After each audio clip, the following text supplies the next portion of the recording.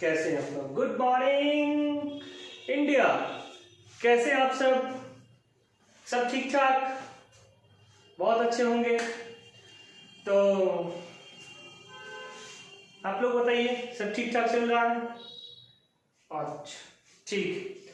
तो आज एक नई जोश और नई उमंगों के साथ हम लोग क्लास 11th की first chapter units and dimension and measurement, units, dimension and measurement, इस पे आज हम लोग विस्तृत चर्चा करेंगे। इस पे हम लोग पूरी तरह से डिस्कस करेंगे।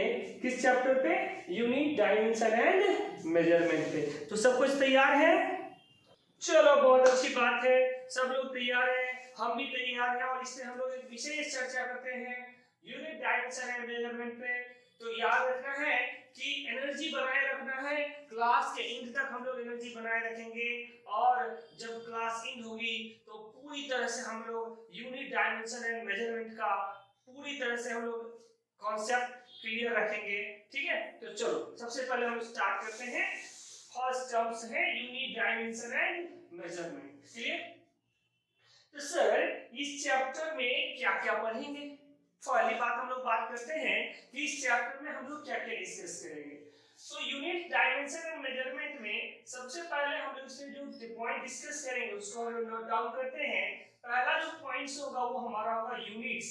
सबसे पहले पॉइंट हम लोग बात करेंगे यूनिट्स के बारे में। सेकेंड जो बात करेंगे वो बात करेंगे हम लोग डायमेंशन के बारे में, डायमेंशन के बारे में बात करेंगे। थर्ड, इसके बाद डायमेंशन के बारे में बात करने के बाद हम लोग बात करेंगे मेजरमेंट कैसे करेंगे। उसके लिए हम लोग सिग्निफिकेंस फिगर देखेंगे, सिग्निफिकेंस फिगर देखेंगे। ओके, सिग्निफिकेंस फिगर को चेक करेंगे। उसके बाद हम लोग बात करेंगे कि इसमें कुछ इरर के बारे में हम लोग पढ़ेंगे, जो इरर आएंगे। ठीक है, ये 4 पॉइंट होंगे। और लास्ट पॉइंट हम लोग इस पे बात करेंगे, किस पे? लास्ट पॉइंट हम लोग बात करेंगे एक्सपेरिमेंट पे। ओके, तो इस चैप्टर में हम इतने सारे पॉइंट पे डिस्कस करने जा रहे हैं। कौन कौन से पॉइंट्स होंगे आप क्लियर करिए। एक units, dimension, significance figure, error और एक्सपेरिमेंट। जब ये 5 पॉइंट्स को हम लोग क्लियर कर लेते हैं तो इसके बारे में हम लोग क्या होता है, पूरी तरह से कांसेप्ट हो जाएंगे क्लियर। ओके, चलो बहुत अच्छी बात है। अब हम लोग बात करते हैं, पहली पॉइंट्स क्या है, यूनिट्स के बारे में डिटेल डिस्कस करते हैं कि ये यूनिट्स क्या होते हैं। यूनिट्स क्या होते हैं? तो यूनिट्स किसी भी फिजिकल क्वांटिटी को जब हम मेजर करते हैं, कोई भी फिजिकल क्वांटिटी होती है, उस फिजिकल क्वांटिटी को जो हम मेजर करते हैं तो उसको मेजरमेंट में हम इस यूनिट्स का यूज करते हैं। यानी यूनिट्स क्या है, तो किसी फिजिकल क्वांटिटी, कोई भी फिजिकल क्वांटिटी होंगे, उस फिजिकल क्वांटिटी को जब हम मेजर करेंगे, कोई भी फिजिकल क्वांटिटी होंगे, उस फिजिकल क्वांटिटी को जब हम मेजर करेंगे तो मेजर करने के लिए हम लोग क्या करते हैं, तो एक यूनिट्स का यूज करते हैं। उसमें दो चीजों का यूज करते हैं, एक न्यूमेरिकल वैल्यू और एक साथ में क्या यूज करते हैं, यूनिट्स का यूज करते हैं। ठीक है, तो सबसे पहले हम लोग ये जानना चाहेंगे कि ठीक है, यूनिट्स का यूज करते हैं या न्यूमेरिकल वैल्यू का यूज करते हैं, बात की बातें हैं। सबसे पहले हम लोग बात करना चाहेंगे कि फिजिकल क्वांटिटी ही क्या होती है, किसे हम फिजिकल क्वांटिटी बोल सकते हैं। तो देखे होंगे जैसे कहीं पे लेंथ, मास, टाइम, एक्सेलरेशन, फोर्स, है ना, ये सब चीजों को क्या बोला जाता है, फिजिकल क्वांटिटी बोला जाता है। सर थोड़ा सा इलोबरेट करिए ना सर, फिजिकल क्वांटिटी एक्चुअली कहते हैं कि इसको क्लियर नहीं हो रही तो क्लियर हो जाएगी। देखिए एक क्लासेस में, आज की क्लासेस में हम लोग क्लियर कर लेंगे कि फिजिकल क्वांटिटी किसे कह सकते हैं और किसे हम लोग फिजिकल क्वांटिटी नहीं कह सकते। तो पहली बात हम लोग पहली बार डिस्कस करेंगे किसमें, फिजिकल क्वांटिटी में। ओके, तो फिजिकल क्वांटिटी क्या होती है, कोई भी जो ऑब्जेक्ट हमारे आसपास में दिख रही है, कोई भी ऑब्जेक्ट जो हमारे आसपास में दिख रही है, ठीक है, जैसे मान लीजिए ये डस्टर आपको दिख रही है, सबको दिख रही है, बहुत अच्छी बात है। चलो, ये डस्टर दिख रही है, तो इस डस्टर की अपनी कुछ ना कुछ क्वालिटी, कुछ ना कुछ इसकी बिहेवियर होगा। जैसा ना, इसकी क्वालिटी क्या होगी कि ये इरेज करने में हेल्प करेगा। इसकी क्वालिटी क्या होगी कि इसकी अपना एक लेंथ होगा, इसका अपना एक ब्रेथ होगा, हाइट होगा, इसका वॉल्यूम होगा, इसका एरिया होगा, बहुत सारी क्वालिटीज होगी। तो किसी भी ऑब्जेक्ट की क्वालिटी को, किसी भी ऑब्जेक्ट की, किस चीज को बोले फटाक से, किसको, किसी भी ऑब्जेक्ट की जो क्वालिटी है या बिहेवियर है उसका मेजरमेंट करना। इसकी जो क्वालिटी है या इसकी जो बिहेवियर उसको मेजर करना, जिसकी लेंथ है या ब्रेथ है या हाइट है या फिर एरिया है या वॉल्यूम है, कोई भी क्वालिटी है, उस क्वालिटी को मेजर करना। क्या करना? मेजर करना। मेजर तो करेंगे ना, तो मेजर करना। अब मेजर कैसे करेंगे? किसी इंस्ट्रूमेंट के थ्रू ही करेंगे। अब लेंथ का मेजर करना है तो स्केल से मेजर करेंगे, यस और नॉट। वॉल्यूम करना है तो हम किसी न किसी इंस्ट्रूमेंट या किसी न किसी तरह के फॉर्मूले का यूज करके हम मेजर करेंगे। तो फिजिकल क्वांटिटी क्या होता है कि कोई भी जो ऑब्जेक्ट है उसकी क्वालिटी को, उसकी क्वालिटी या उसकी बिहेवियर को क्या करना, क्या करना, मेजर करना। किसके थ्रू? इंस्ट्रूमेंट के थ्रू। किसके थ्रू? इंस्ट्रूमेंट के थ्रू। और जब वो मेजर कर लेंगे तो मेजर करने के बाद उसके बारे में जो फिजिकल, उससे जो फिजिकल हैपनिंग हो सकती है, जो फिजिकली चीजें हो सकती है, जैसे इसके लेंथ और इसके ब्रेथ का पता चल गया तो इसका फिजिकल हैपनिंग, इसका एरिया हम पता करके दे सकते हैं, ये सब। इसका लेंथ, ब्रेथ और हाइट पता चल गया तो इसका एक हम वॉल्यूम पता करके दे सकते हैं। क्लियर है? तो किसी भी ऑब्जेक्ट की क्वालिटी का या बिहेवियर का को हम मेजर कर लेना और मेजर करने के बाद उसमें जो फिजिकली हैपनिंग हो सकती है उसको एक्सप्रेस या एक्सप्लेन कर देना।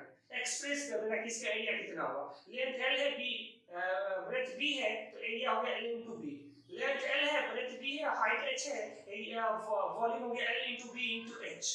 तो इसकी जो फिजिकली हैपनिंग है तो हम इसको कह सकते हैं। या इसकी मास हो गई तो इंस्ट्रूमेंट से मेजर करिए, इसकी मास ये है, m इसकी मास है, तो इसमें फोर्स कितना लग रहा है तो F इक्वल टू क्या है, m into acceleration due to gravity. तो मास को हमने मेजर कर लिया और ग्रेविटी पता है 9.8 मीटर पर सेकंड, तो इसको हमने पता कर लिया इसमें जो है टुवर्ड्स द अर्थ कितनी फोर्स लग रही है। क्लियर हो गया आपको?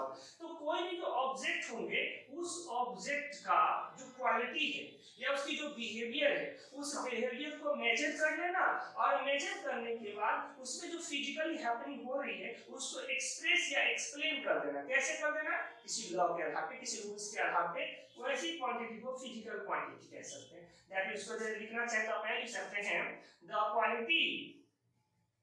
Quality of an object, the quality of an object which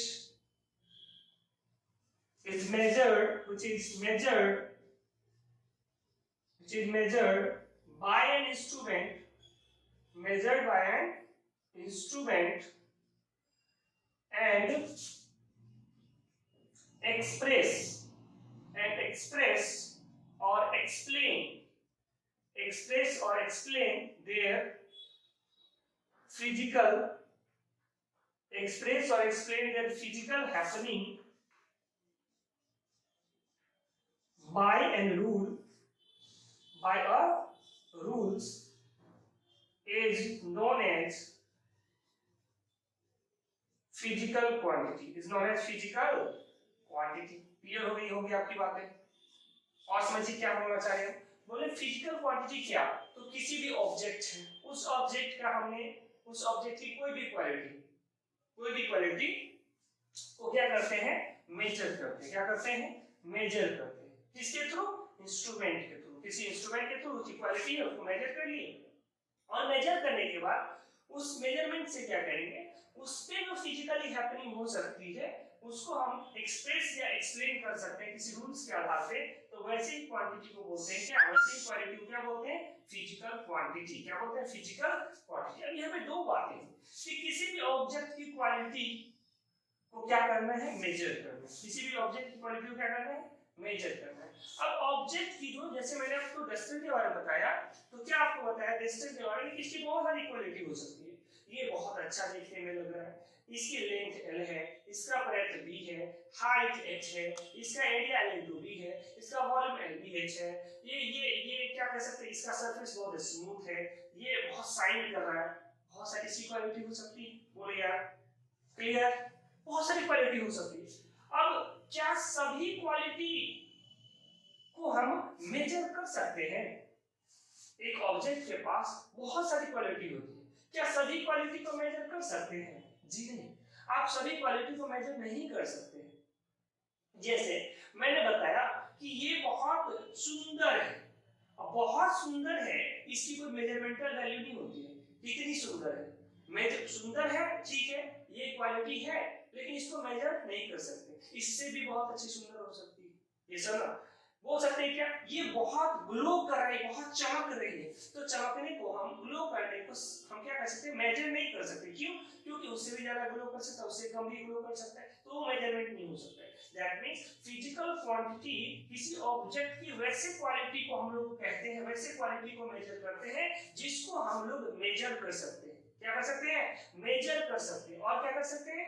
उसको न्यूमेरिकली एक्सप्रेस कर सकते हैं। जैसे इसकी लेंथ L है, इसकी ब्रेथ B है, एक्सप्रेस कर सकते हैं न्यूमेरिकली। और जिसका कोई क्या हो, एक सिग्निफिकेंस सेंस हो, उसका एक सेंस होता है, तो वैसे ही क्वालिटी को हम मेजर करते हैं। दैट मींस यहां से आपको कहना चाहते हैं कि कोई भी जो फिजिकल क्वांटिटी होती है, कोई भी जो फिजिकल क्वांटिटी होती है, कोई भी जो फिजिकल क्वांटिटी होगी, ठीक है, उसकी कौन सी क्वालिटी को हम लोग मेजर करेंगे, समझता है, कौन सी क्वालिटी को मेजर करेंगे। तो देखिए किसी भी ऑब्जेक्ट की जो क्वालिटी होगी वो टू टाइप्स की होगी ना, एक ऐसे दो टाइप्स की होगी, दो टाइप्स की उसकी क्वालिटी हो सकती है। एक क्वालिटी हो सकती है क्या, does not measure, does not measure, जिसको हम मेजर नहीं कर सकते, और एक ऐसी होगी जिसको हम मेजर कर सकते हैं। क्या कर सकते हैं? मेजर कर सकते हैं।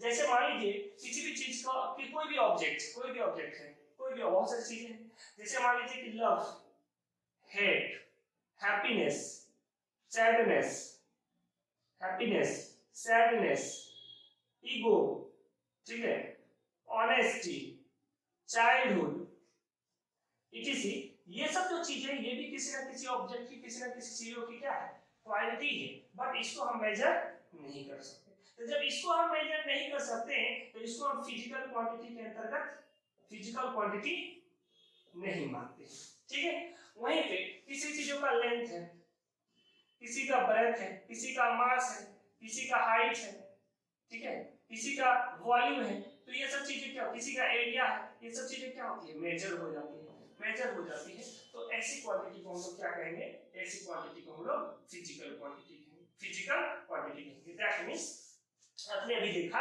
कि किसी भी ऑब्जेक्ट की जो क्वालिटी होगी, किसी भी ऑब्जेक्ट की जो क्वालिटी होगी, कोई भी जो ऑब्जेक्ट होगी उसकी जो क्वालिटी होगी ना, वो क्वालिटी के लिए क्या क्या चीजें होगी, किसको हम फिजिकल क्वांटिटी कह सकते हैं। फिजिकल क्वांटिटी में कौन सी क्वालिटी होनी चाहिए, क्वांटिटी में फिजिकल क्वांटिटी में कौन सी क्वालिटी होनी चाहिए, कौन सी क्वालिटी होनी चाहिए। तो फर्स्ट क्या होनी चाहिए, वो मेजर्ड होना चाहिए, मेजर्ड होना चाहिए।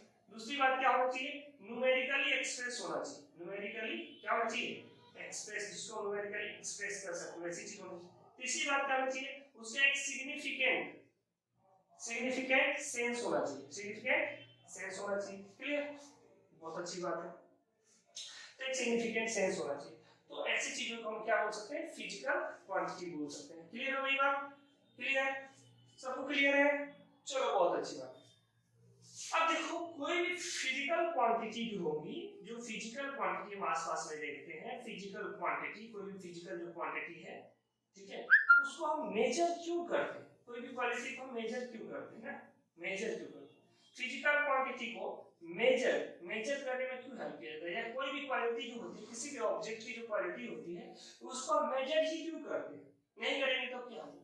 देखो किसी भी जो क्वालिटी होती है उसकी जो हम मेजर करते हैं उसके कुछ रीजन होते हैं। फर्स्ट रीजन क्या होता है कि हम टू सिमिलर क्वांटिटी को, दो सिमिलर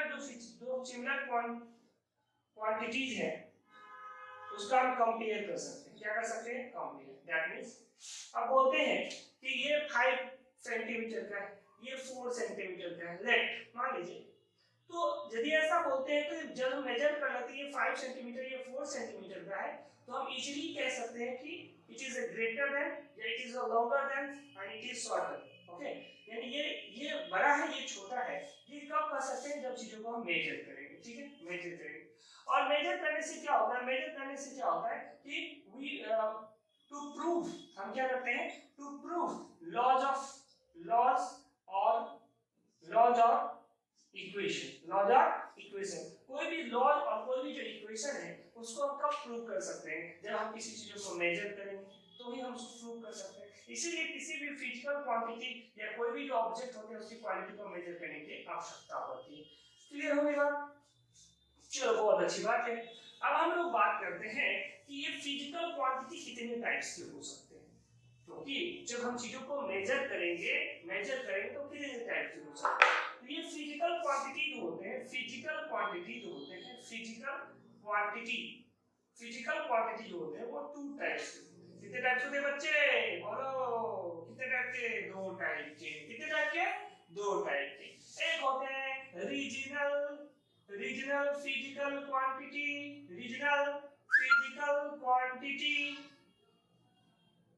और एक होते हैं बोलो स्टैंडर्ड फिजिकल क्वांटिटी। बहुत अच्छी बात सर, ये कौन सी बड़ी बात है? एक होता है रीजनल, एक होता है स्टैंडर्ड। रीजनल कहने का मतलब होता है कि वैसी फिजिकल क्वांटिटी जो सिर्फ एक पार्टिकुलर रीजन में ही अप्लाइड है, जिस चीजों को मेजर करने के लिए सिर्फ एक पार्टिकुलर रीजन में ही वो चीजें मेजर्ड होती है, वो कहलाती है रीजनल फिजिकल क्वांटिटी। जैसे किसी चीजों को मेजर करना है तो किसी पार्टिकुलर एरिया में क्या होता है, किसी लेंथ को मेजर करना है तो लेंथ ऑफ आर्म से पता कर लेते हैं, मेजर कर लेते हैं, तो आर्म से मेजर करते हैं। ये क्या है, क्या सभी जगह वेरीफाइड है? नहीं, एक पार्टिकुलर रीजन में ही अप्लाइड है। क्यों? क्योंकि पार्टिकुलर रीजन में ये अप्लाइड होते हैं, ये इसलिए रीजनल फिजिकल क्वांटिटी है। अब सोचो ये चीज सही भी नहीं है। किसी का लेंथ ऑफ आर्म का जो लेंथ होगा, किसी का छोटा किसी का बड़ा हो सकता है नहीं हो सकता है ना। तो किसी को देखिएगा मेजर कर रहा है, ऐसे लेंथ को मेजर करता है, ऐसे मेजर करता है, तो किसी का बड़ा हो सकता है, किसी का छोटा हो सकता है। कोई क्या कर सकता है, फीट से मेजर करता है, ऐसे एक फुट से मेजर करता है ना। कोई लेंथ ऑफ फुट से मेजर करता है, फुट का जो लेंथ होता है, फुट मतलब पाउंड जो होता है ना, पाव होता है, इस पाव के लेंथ से मेजर करता है ना। तो ये सब चीजें क्या है, एक पार्टिकुलर रीजन में ही अप्लाइड है, और ऐसे फिजिकल क्वांटिटी को क्या बोलते हैं? Regional physical quantity. और ये एक पार्टिकुलर रीजन में होता है। तो इस बात हटाते हैं, आते हैं स्टैंडर्ड फिजिकल क्वांटिटी पे। स्टैंडर्ड फिजिकल क्वांटिटी वैसे फिजिकल क्वांटिटी को बोलते हैं जो ऑल ओवर वर्ल्ड अप्लाइड है, ऑल ओवर वर्ल्ड अप्लाइड है। और ऑल ओवर वर्ल्ड जो अप्लाइड होते हैं, जैसे लेंथ का मेजर करना है तो इंडिया में करो, अमेरिका में करो, ब्रिटेन में करो, कहीं भी करो, लेंथ का मेजरमेंट हमेशा मीटर में, किलोमीटर में ही होता है। तो ये क्या है, वेरीफाइड है, हर जगह एक्सेप्टेबल है। तो फिजिकल क्वांटिटी, स्टैंडर्ड जो फिजिकल क्वांटिटी होती है, उसको स्टैंडर्ड फिजिकल क्वांटिटी बनने के लिए 2 कैरेक्टर को उसे पूरा करना पड़ेगा। यदि वो 2 कैरेक्टर को फो करता है तो उसी फिजिकल क्वांटिटी को हम लोग स्टैंडर्ड फिजिकल क्वांटिटी बोल सकते हैं। पहला क्या चीज होगी, वो एसिसिएबल होना चाहिए, दैट मींस वो सर्वमान्य होना चाहिए, सभी जगह पे उसकी वैल्यू बराबर होनी चाहिए। दूसरी क्या चीजें हैं, ये इनवेरिएबल होना चाहिए, यानी स्थिर होना चाहिए। क्या होना चाहिए? स्थिर होना चाहिए। तो स्टैंडर्ड फिजिकल क्वांटिटी के लिए 2 चीजों का जरूरत पड़ेगा, एक एसेसिएबल, दूसरा इनवेरिएबल। दैट मींस ये सभी जगह मान्य होना चाहिए। अब लेंथ को मेजर करना है तो कहीं भी जाओ मीटर में ही करना पड़ेगा, मास का मेजर करना है केजी में ही करना पड़ेगा, ग्राम में ही करना पड़ेगा, ये सभी जगह वैल्यूएबल है। ये सब टाइम को करना है मिनट में करो, आवर में करो या सेकंड में करो, है ना। और देखते हैं किसी पार्टिकुलर रीजन में क्या करता है, सन को देख के अनुमान लगाता है, आंकड़ा लगाता है कि इतने बजे होंगे, 12 बज गए, 1 बज गए ना। तो ये क्या होता है, रीजनल होते हैं। और ये जो हम टाइम को मिनट में, सेकंड में या आवर में एक्सप्रेस करते हैं, वो क्या है, एक्सेसिबल है, सब जगह पे इसकी वैल्यूएबल होती है। दूसरी बात है, जो चीजों को हम यूज कर रहे हैं वो इनवेरिएबल होना चाहिए। अब ऐसा नहीं कि मीटर का वैल्यू तो सभी जगह लेंथ का मेजरमेंट मीटर में ही करते हैं। अब ऐसा नहीं कि 1 मीटर बराबर इंडिया में 100 हो रहा है तो कहीं पे 110 हो जाए, है ना। ऐसा यदि हो जाएगा तो फिर ये फिजिकल क्वांटिटी नहीं कहलाएगी। तो कहा जाता है ये इनवेरिएबल होना चाहिए। That means 1 metre is equal to 100 centimetre होता है, तो आप दुनिया के किसी कोने में चले जाइए 1 metre is equal to 100 centimetre ही होना चाहिए। 1 केजी बराबर 1000 ग्राम होता है, तो दुनिया के किसी कोने में चले जाइए 1 केजी इज इक्वल टू 1000 ग्राम ही होना चाहिए। और यदि ये दोनों चीजों को कोई चीज फॉलो करता है, कोई क्वांटिटी को फॉलो करता है, तो वो सही हम लोग स्टैंडर्ड फिजिकल क्वांटिटी कहते हैं। क्या कहते हैं? स्टैंडर्ड फिजिकल क्वांटिटी कहते हैं। क्लियर? अब चलो, कोई भी स्टैंडर्ड फिजिकल जो क्वांटिटी होते हैं उसको हम एक्सप्रेस कैसे करते हैं, दिखाते कैसे? तो कोई भी स्टैंडर्ड फिजिकल क्वांटिटी को एक्सप्रेस कैसे करते हैं? तो कोई भी जो फिजिकल क्वांटिटी होगी उस फिजिकल क्वांटिटी को एक्सप्रेस करने के लिए दो चीजों की आवश्यकता पड़ेगी। कोई भी फिजिकल क्वांटिटी होंगे उसको एक्सप्रेस करने के लिए दो चीजों की जरूरत पड़ेगी। किस चीजों की जरूरत पड़ेगी? एक न्यूमेरिकल वैल्यू चाहिए, न्यूमेरिकल वैल्यू चाहिए, और साथ ही साथ उसका यूनिट चाहिए। क्या चाहिए? यूनिट चाहिए। अब ये जो यूनिट होगा वो एडॉप्टेड होगा। एडॉप्टेड होगा दैट मींस अपनी इच्छा से हम ले सकते हैं, अपनी सुविधा के आधार पर ले सकते हैं कि क्या हम यूज करेंगे। सर क्लियर नहीं हुई? अरे क्लियर हो जाएगी बच्चे। चलो देखो आगे क्या है। फिजिकल क्वांटिटी को हम यदि लिखना चाहे इसका मतलब ये लिख सकते हैं ये ऐसे। एन मतलब हो गया न्यूमेरिकल वैल्यू, यू मतलब हो गया यूनिट। तो फिजिकल क्वांटिटी को ऐसे एक्सप्रेस करते हैं। अच्छे सर, अब ये u का मतलब क्या होता है? u मतलब यूनिट, और यूनिट कैसा होना चाहिए? एडॉप्टेड होना चाहिए। एडॉप्टेड या कह सकते हैं स्टैंडर्ड रेफरेंस का होना चाहिए। स्टैंडर्ड रेफरेंस का होना चाहिए ना, स्टैंडर्ड रेफरेंस का। सर ये क्लियर नहीं हुई? ऐसे सोचो, ऐसे सोचो। जैसे मैं लिखता हूं क्या कि length of duster is 50 centimetre. मान लो यार, मान लो सर ज्यादा नहीं होगी, अरे मान लो 20 सेंटीमीटर, मान लो 20 सेंटीमीटर। इसका मीनिंग समझो क्या है? इसका मीनिंग क्या है? इसका मतलब होता है क्या कि लेंथ ऑफ, इसका मतलब क्या हुआ, मीनिंग क्या हुआ कि length of duster is 20 times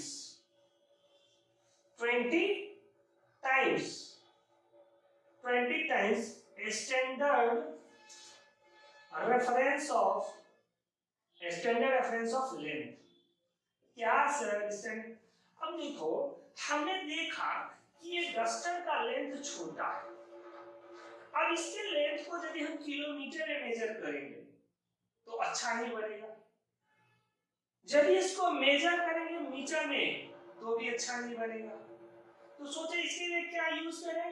वो तो सेंटीमीटर में आ सकते हैं। तो हमारा यहाँ स्टैंडर्ड रेफरेंस क्या हुआ? सेंटीमीटर।